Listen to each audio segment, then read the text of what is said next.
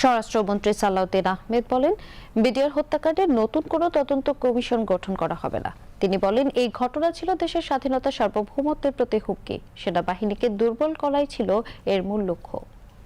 হত্যাকাণ্ড শুধু বাংলাদেশে নয়, পৃথিবীর নৃশংস হত্যাকাণ্ডগুলোর মধ্যে অন্যতম।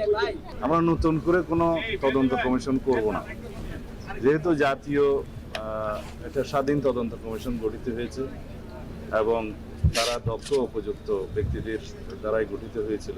তাতে যে সমস্ত সুপারিশমালা এসছে প্রায় 70টি, আমি আরো ডিটেইল দেখি। সেই সুপারিশমালার অনেকগুলো বাস্তবায়নাধীন, আর বিচারাধীন যে মামলাগুলো আছে, কিছু আপিল পর্যায়ে আছে, কিছু অ্যাপিলেট ডিভিশনও হয়তো আছে।